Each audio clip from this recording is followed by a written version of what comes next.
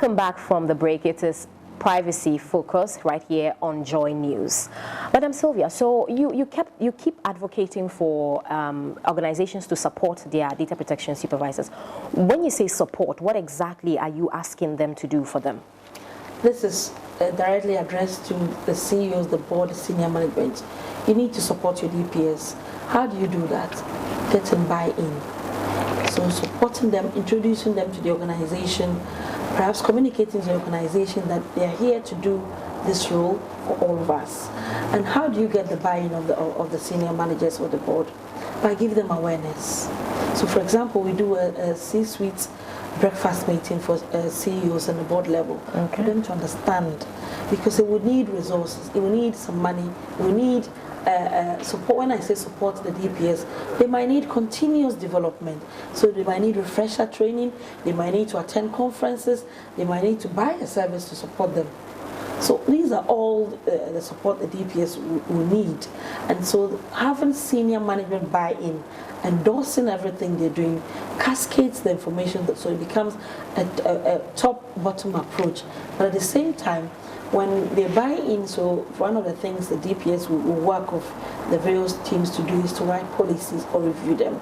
Getting senior management to endorse it and actually being part of it, it's one of the biggest support you can give to your DPS. But of course, they will need resources.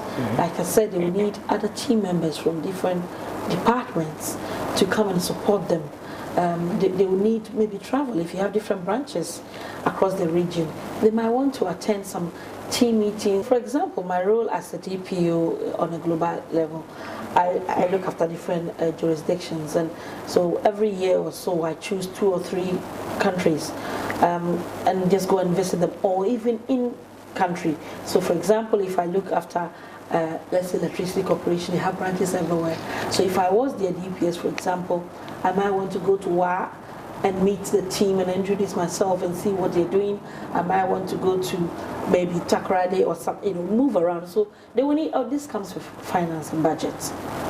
And I also encourage that there's somebody on the board, ideally a non-executive director if possible, whose role is to champion data protection on the board, so that when the DPS brings in a request or presents risks that need to be addressed, that board member will be the person that will champion their cause. So if you have got a non-executive director on your company, ideas, I'm here, I can do that for you and support you. But the DPS need the service, because I've had stories from some of the practitioners.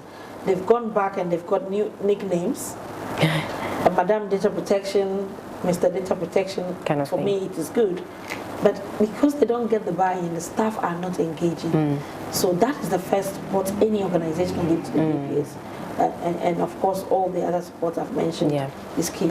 Now, when it comes to having done the training as a data protection supervisor, and probably because of the cost of doing that, an organization I have heard has said that it's because we have spent so much on so and so person to become a certified data protection supervisor, we expect that he's able to train the entire staff on data protection. And you have talked about support. Now, I want to reiterate the fact that they need support when it comes to that, especially for large institutions that have decided to train just one CDPS, for example.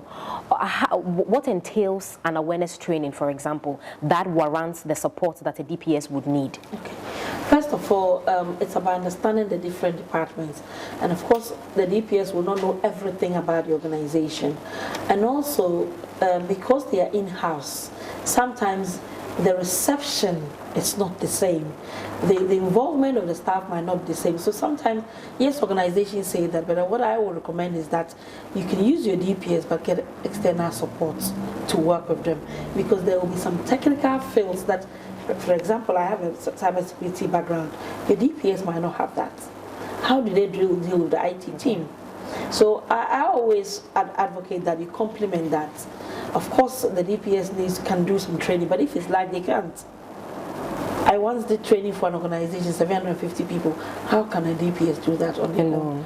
And not just, if it's the same training, it's fine, but different levels. And that's what people need to understand, because they think that probably it is one type of training for everybody. No. but it is different levels. It has to be tailored. So your security guys at the reception now, you're probably wondering why is it important to train the security guys and drivers. Usually they are the first point of contact to your organization.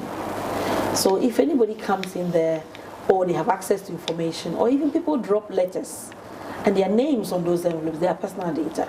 People come to the building and they're going to have meetings, they sign into reception books, their phone numbers and everything are there. So those people need to understand the importance of protecting that information that your customer, your client, your visitor has shared for a purpose of visiting you. So they all need that. When you come to reception, the reception needs to understand that where they're operating, if there are a lot of people, perhaps not discussing everybody's details there, not writing things on piece of paper because these can lead to breaches. So what you would train the customer service person will be slightly different from maybe the security guy or the cleaner. Again, the cleaner, why is it important to train a cleaner? When we are all gone, the cleaners are the ones in the building, they're the security guys. You're leaving lots of information around. They're reading it. But once they understand the importance of data protection, these things can be reduced and minimized. If you want to train the CEO, we all know how the board is very busy. You won't want to train them on every single thing, but you give them enough for them to understand the importance and the return on the investment. So that is how you have to tailor it. And it can be challenging for a DPS who has gone through a 5-day training. The training is well equipped and give them everything, but it's 5 days.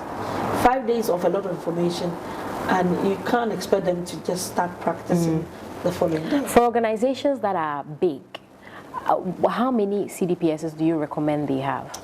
You only need one, but you recommend a whole team to support. I mentioned champions, so some big organizations have appointed one DPS, but they have different people who have trained to the same level. Training to the same level becomes your certified, but the practitioner is who is going to lead. So it's important, depending on your size, maybe multiple. So we've had organizations where they've trained up to 20 people because they've got branches in every region. So every region, they've got a CDPS level trained person, but you can only appoint one. The rest will be the champions, or if you like, the project management who support the DPS. Now, in the space of data and cybersecurity and all that there is to know in this digitization kind of situation that we find ourselves in, I know that it's important that you are always updated. You always update your skills, your kind of knowledge that you know. And so DPSs will need training, like you said, for example, as support. Now, what are some of the services that can be available for DPSs when they want to upgrade or update their training? We have a refresher course where they can refresh what they've learned. This refresher course is tailored to what next. So you've gone in and practiced, you've got some challenges, so real life experiences, and we do that. We don't go back to the basic. We do touch on it, but it's more experience. So you've gone in, what are your challenges, how you deal with it. So refresher. Again, the membership platform will be a very good one. And it will come to a point where people need to pay for their membership.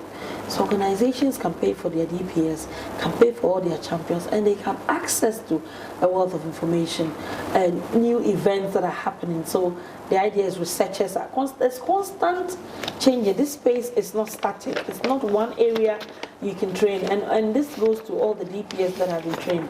If you've been trained over a year ago and you are not practicing, I think you need to go back to the classroom. And even if you're practicing, but you're not researching on a global level or educating yourself, you're already out of practice because it's constantly changing. In Africa alone, there's over 35 countries with data protection laws. They are still writing. I think the last one was Rwanda. Malawi is in the pipeline. There's a lot. And so if you only pick the manual given to you and the well delivered training, which we are proud of, we deliver, you will run out of expertise in no time. What's the criteria for joining the membership? At the moment, there's no criteria. We have different levels. The first criteria is anyone who is just interested and just want to know about it. And it's not a DPS? It's not a DPS. If you're thinking of a career in data protection, it will be a place to start with. And then we have corporate membership where, like I said, organizations can pay and have a number of their members become members, or their employees, I should say. We are also going to offer it to companies who want to just sponsor and be on our site offering their services. And what's the fee? The fee that you need to pay to become a member? At the moment, it's free for the next year. So you just join for free? Just join for free for the next year, because once we start getting the resources, we have to get experienced researchers and practitioners. They need to be paid.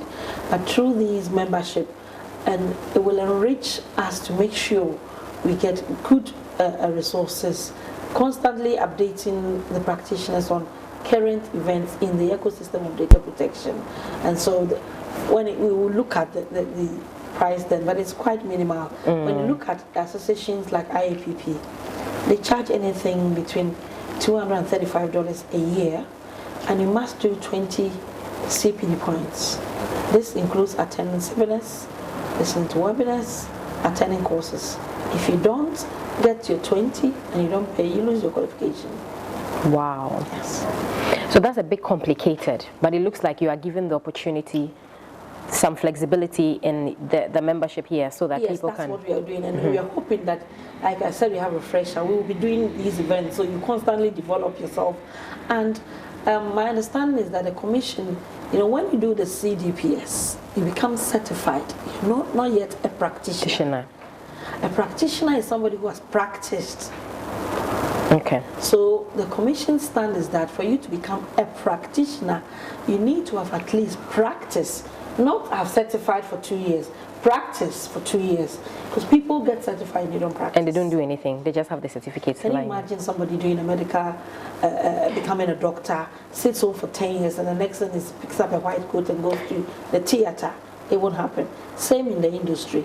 So that's how it's going to be. You have to have practice, and I believe you have to send proof of practice to the commission. And so one of the benefits of being a member of the association is that we'll help you do a CPD, which you can present. So if you want to be a member of the association and you're listening, you just want to have a career in data protection, or you are a DPS, you want to have experience, you want to be refreshed and updated all the time, you can join the association. You can join them by giving a call to IGS, and they'll guide you through as to how to get to them. Before I let you go, Madam Sylvia, how should a DPS handle a data breach, for example? The first thing is to identify it's a data breach. Okay. That's the first thing. So, is it a breach of the law or a breach of a security breach? So, once it's identified, immediately there's got to be a committee set up, a bit like incident management. So, they've got to sit around the table, identify there is a breach, and depending on the nature and the severity of the breach, certain things will need to be done.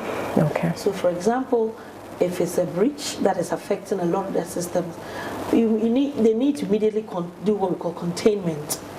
Okay, so the DPS will not do this on their own. They need the IT team, the information security team, the lawyers to come and also advise whether this is a reportable breach or not. So the DPS will be part of it. They will collect the information.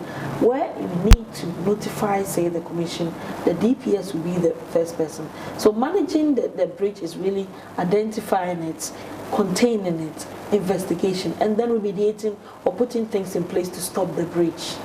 So those are the key things that you need to do to be able to. DPS cannot do this on their own. We can go on and on, but time will not let us. Thank you so much for joining us, Madam Sylvia, on Privacy Focus. Privacy Focus is supported by Clean Eats, Healthy Fast Foods. You can reach them on 0242 449945. Information Governance Solutions, they are also supporting Privacy Focus. They are your data protection and cybersecurity consultants. You can reach them on 059-605-0930 or 059-201-3477. IGS, your data protection cybersecurity consultants. You can go there for all your data protection and cybersecurity services. Just give them a call and they will sort you out. Mabi's Closet is located at Bawito Base. You can reach her on 0246-442730. Mabi's Closet, elegance on fleek. It's been another exciting edition of Privacy Focus. Many thanks for joining us. We'll catch you next time right here on Joy News.